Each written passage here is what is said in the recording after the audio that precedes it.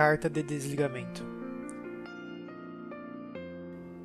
A Irmandade e Mocidade da Congregação Cristã no Brasil, aos nossos amigos e familiares, que a graça e a paz de Deus, o nosso Pai, e do nosso Senhor Jesus Cristo esteja convosco.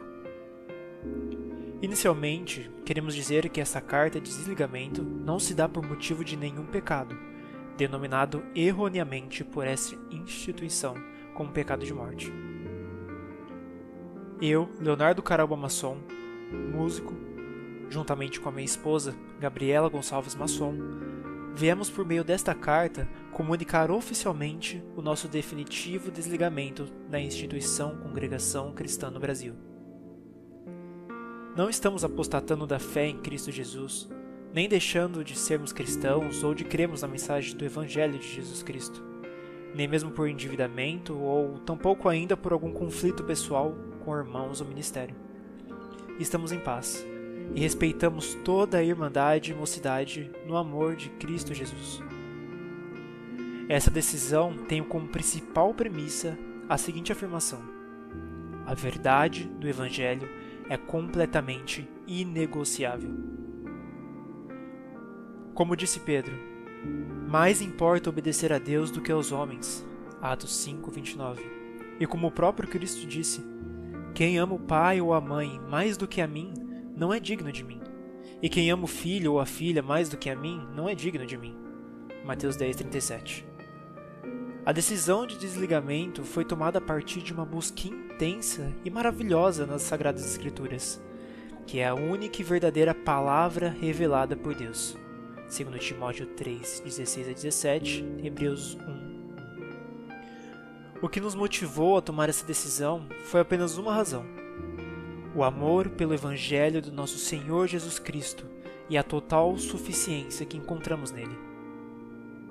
Certamente não é uma decisão simples e muito menos confortável para mim e minha amada esposa. Mas nos últimos meses, o Espírito Santo tem nos despertado para lermos e examinarmos as Escrituras com mais dedicação, e temos a certeza viva de que essa é a melhor decisão a ser tomada em nossa vida como casal. Algo que em toda a nossa vida na CCB, nós não aprendemos. Sentimos profunda vergonha e arrependimento pelo tempo que negligenciamos a examinar as Sagradas Escrituras, as quais Deus nos deixou para meditação constante, de dia e de noite, Josué 1:8 e João 5:39. Compreendemos que um cego não pode guiar outro cego, como nosso mestre ensinou em Lucas 6:39-42. Observamos com pesar que muitos irmãos do ministério, infelizmente, preferem pregar apenas revelações, sem dedicar-se à leitura da Bíblia e ao conhecimento das Escrituras, desprezando-as por completo. 2 Timóteo 2:15, 2 Pedro 3:18. Todo ensino que não tem respaldo bíblico se torna uma heresia, o que é abominável ao Senhor. 2 Pedro 2:1-3, Colossenses 2:8, 1 Timóteo 6:3-5. Ao examinar a Bíblia ao decorrer dos últimos meses, Deus tem aberto os nossos olhos e entendimento, o que confronta diretamente com aquilo que é ensinado e pregado dentro de nossa instituição em geral. Assim, sugerimos aos membros da congregação e ao ministério uma breve reflexão sobre algumas verdades estabelecidas dentro da CCB. Fazemos isso, contudo, com mansidão e temor a Deus, o nosso Senhor. Falta de entendimento sobre o Evangelho de Jesus Cristo. O Santo Evangelho pelo mundo ecoará, deve o homem entendê-lo, e então se salvará. Hino 92. Infelizmente, o ensino estabelecido neste hino não se dá na prática.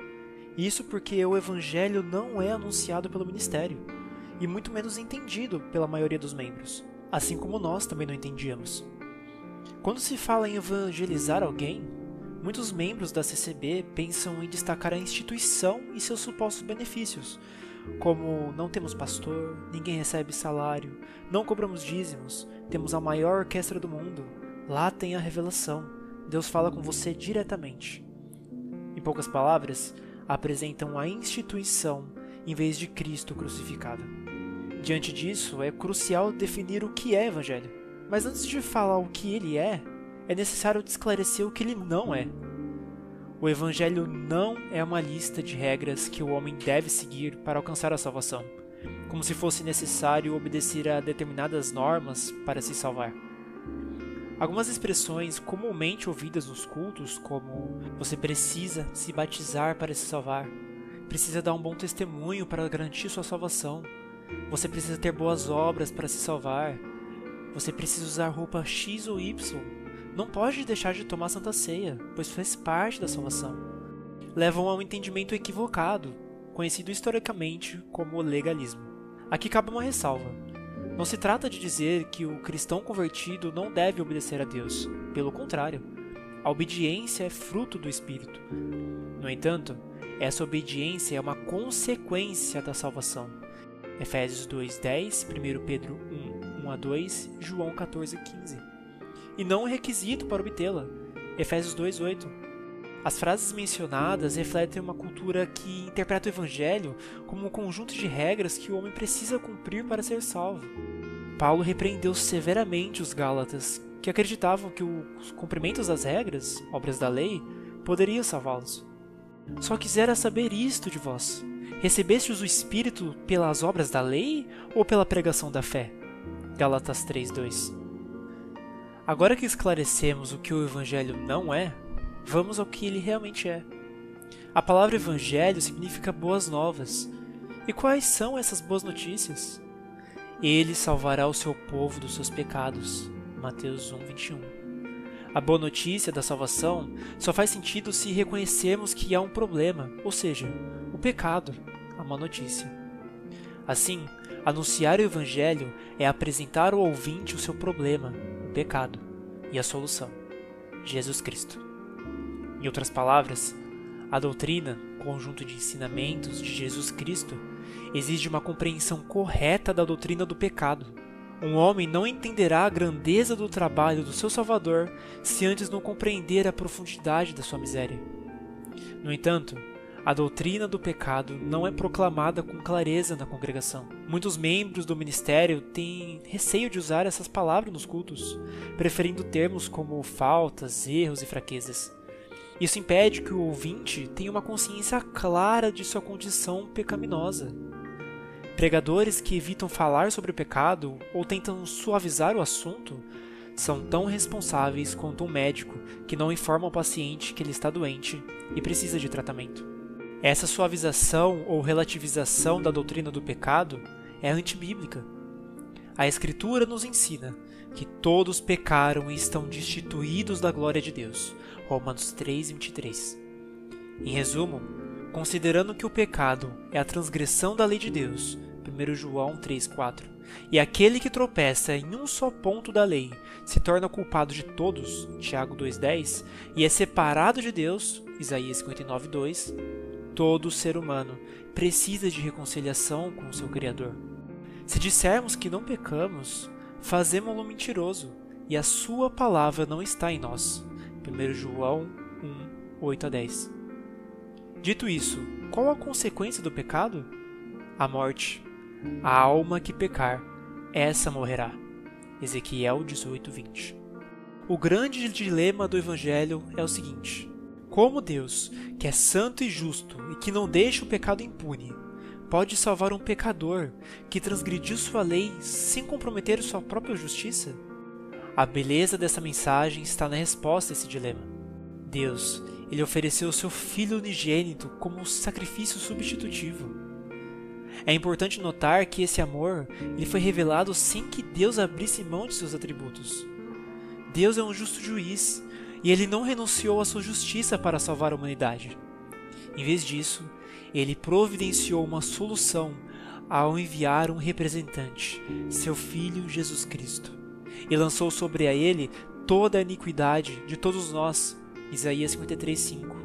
Jesus, que não nasceu no pecado, como nós, e nunca pecou, fez o que nós não poderíamos fazer: cumprir todas as exigências da santidade de Deus Pai. Ele se fez pecado por nós, 2 Coríntios 5:21. Pagou nossa dívida morrendo na cruz, foi sepultado e ao terceiro dia ressuscitou para nossa justificação. Romanos 4:25.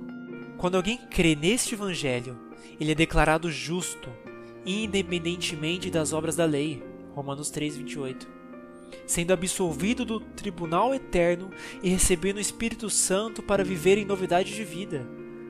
A justiça de Deus se revela no Evangelho, Romanos 1:17.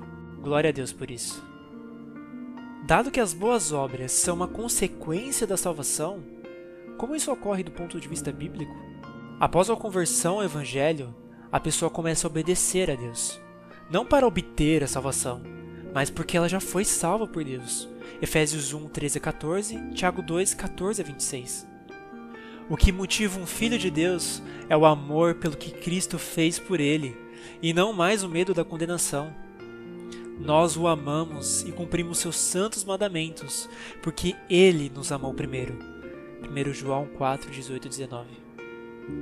Para que todos compreendam de forma clara, o sacrifício de Cristo na cruz é a mais pura e verdadeira graça de Deus, e não pode ser substituído por qualquer instituição, como a CCB.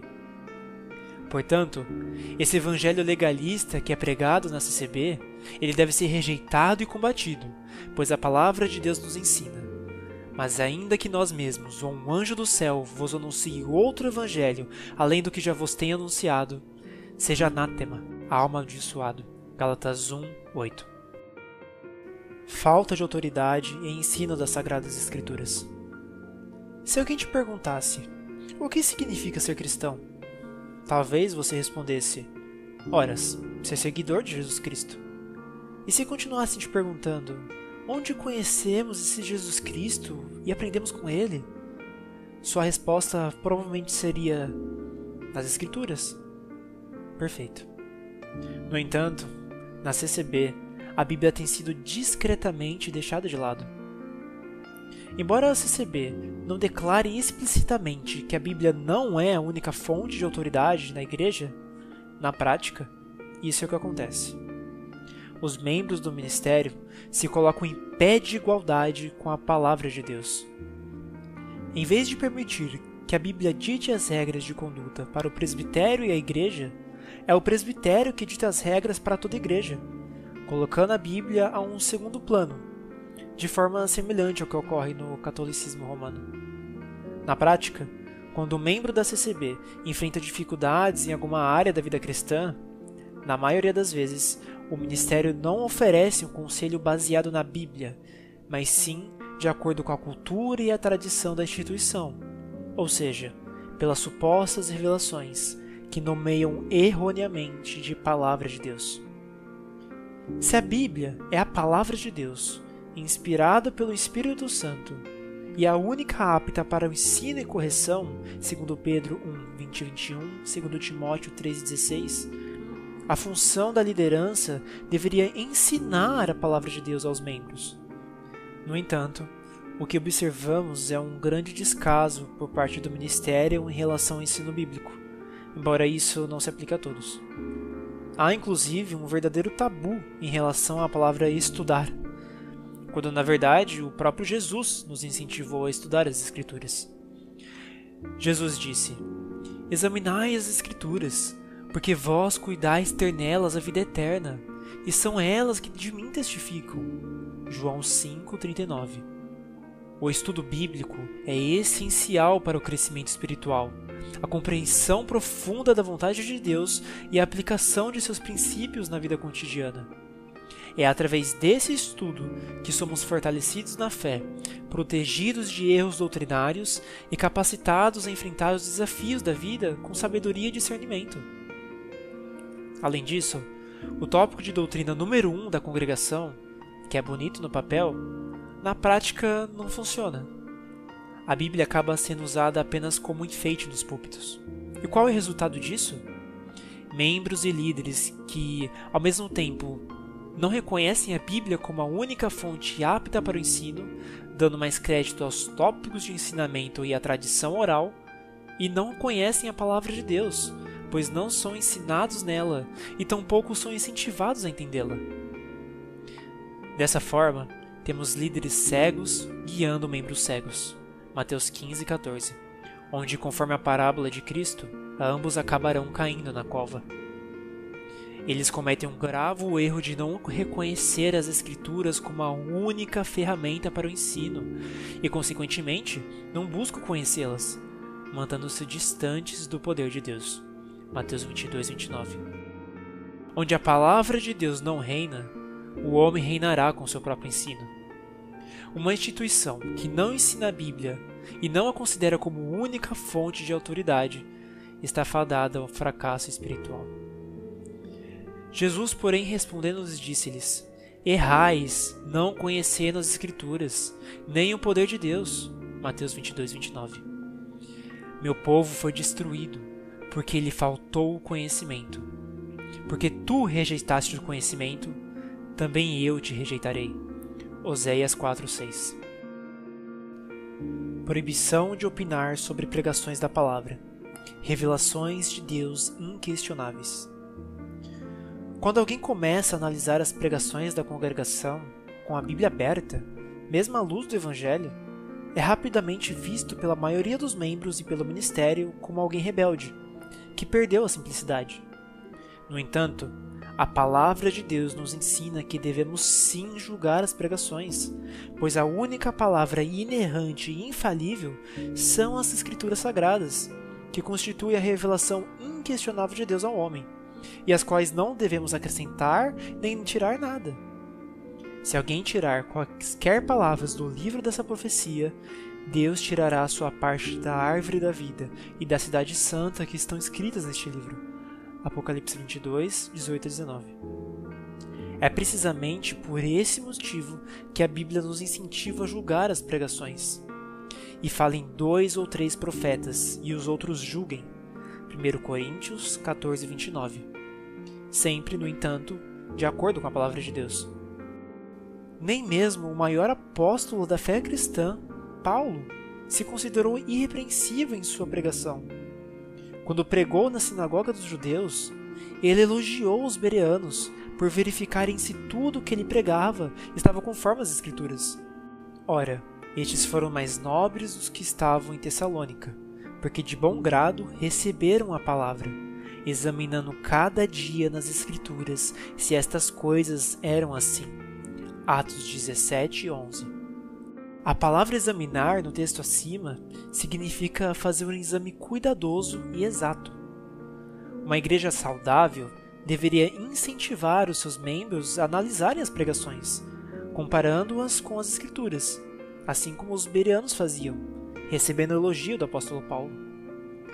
Julgar a coerência das pregações também ajuda a prevenir o mal previsto na palavra, a presença de falsos profetas e heresias. Amados, não creiais em todo espírito, mas provai se os espíritos são de Deus, porque já muitos falsos profetas se têm levantado no mundo. 1 João 4:1.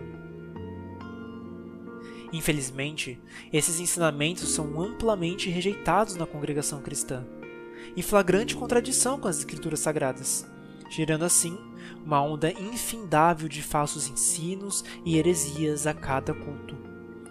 Vale ressaltar que questionar ou duvidar de pregações não é um ato de blasfêmia contra o Espírito Santo, mas sim um ato legítimo de buscar a verdade e alinhar a doutrina com a palavra de Deus. 1 Tessalonicenses 5:21, Provérbios 14:15. As principais funções de um pregador da palavra. É verdade que um pregador bíblico deve ser guiado pelo Espírito Santo. Na congregação, no entanto, essa orientação é frequentemente mistificada e subjetivada. Muitos confundem a voz do Espírito Santo com a voz de seus próprios corações enganosos. Jeremias 17:9, 1 João 4:1. E como resultado, acabam levando a irmandade ao erro, pregando o que lhes vem à mente sem quaisquer fundamentações bíblicas. Isso leva a sermões recheados de frases de efeito, opiniões pessoais, desabafos, promessas infundadas, além de confissões positivas e genéricas como Deus vai te abençoar, Deus vai virar teu cativeiro, Deus te colocará por cabeça e não por cauda, Deus vai cumprir o desejo do seu coração. Essas declarações incentivam os fiéis a focarem mais em si mesmos e em suas próprias necessidades do que no aperfeiçoamento da fé, por meio do ensino da palavra de Deus, que são as Sagradas Escrituras. Esse comportamento não é correto, pois, de acordo com as Escrituras, a função de um pregador é expor a palavra de Deus, 1 Timóteo 4,13, 2 Timóteo 3, 14 a 15, e não ser criativo em suas pregações, Filipenses 3,1. Em relação às confissões positivas, é importante lembrar que Deus não está comprometido com as palavras do homem, mas com a sua palavra já revelada, a Bíblia. Apocalipse 22, 18 e 19, 1 Coríntios 4, 6, 2 Pedro 1, 21. O Espírito Santo, na exortação, ele convence os ouvintes através da palavra de Deus, Hebreus 4, 12. Quanto ao Espírito Santo, Jesus, antes de ser crucificado, ensinou aos discípulos quais seriam as funções do Espírito. Ele afirmou que o Espírito os ensinaria e lembraria das palavras já ditas por ele, João 14, 26. Testificaria sobre Cristo, João 15, 26. E convenceria o mundo do pecado, da justiça e do juízo, João 16, 7, 8. Todas essas funções envolvem necessariamente ensinar sobre Cristo e a palavra de Deus, para que os fiéis sejam esclarecidos e santificados pela verdade. João 17, 17, Hebreus 4, 12. E quando ele vier, convencerá o mundo do pecado e da justiça e do juízo. João 16, 8. Porque nada me propus saber entre vós, senão a Jesus Cristo, e este crucificado. 1 Coríntios 2, 2. Experiências e emoções individuais tratadas como guia da fé cristã. Na cultura da congregação, as experiências e emoções individuais tendem a ser mais valorizadas do que as verdades estabelecidas nas Escrituras Sagradas. Ou seja, aquilo que as pessoas sentem no coração ou vivenciam parecem ter mais peso do que os ensinamentos bíblicos. Buscar sentir a presença de Deus na pele, com lágrimas, emoção e arrepios, na verdade pode revelar uma incredulidade disfarçada, que depende de sensações físicas em vez de uma fé genuína e inabalável. Deus é onipresente, e a sua presença está conosco sempre, independentemente de qualquer emoção ou sensação. Um exemplo claro disso é a forma como muitos membros da congregação decidem se batizar. Frequentemente, é ensinado nos batismos que as pessoas devem sentir em seus corações se devem ou não se batizar. Como resultado, muitos membros procuram por sinais exteriores para confirmar se Deus está realmente chamando-os ao batismo, como se fosse necessário um chamado específico e individual para receber a esse mandamento dirigido a todos os que creem. Marcos 16, 16. No entanto, essa prática não tem fundamento nas Escrituras. No relato do batismo do eunuco, em Atos capítulo 8, vemos que ele não foi motivado por uma emoção, um arrepio ou evento sobrenatural. A decisão do eunuco de se batizar foi resultado de ouvir e compreender o Evangelho de Jesus Cristo, que Filipe lhe pregou. Antes dessa pregação, o eunuco não entendia as Escrituras. Como poderia entender se alguém não me explicar? Versículo 31. Após ouvir a pregação de Filipe e compreender a mensagem, o eunuco confessou Jesus Cristo com sua boca, versículo 37, demonstrando que seu desejo de se batizar surgiu do entendimento da palavra de Deus, versículo 30 a 35. Infelizmente, nos batismos na congregação, raramente se ouve uma pregação expositiva sobre o que é o Evangelho. Em vez disso, os pregadores muitas vezes recorrem a frases de efeito e promessas terrenas, provocando emoções aos ouvintes. Batizar-se por qualquer outro motivo que não seja a convicção da obra de Jesus Cristo na cruz é fazer isso sem verdadeira fé. Este é apenas um exemplo de muitos que poderiam ser citados sobre essa cultura. Se o início da vida cristã de um membro da CCB, Confissão de Fé e Batismo, é baseado em emoções e experiências acima das verdades bíblicas, o que esperar do restante da sua caminhada espiritual?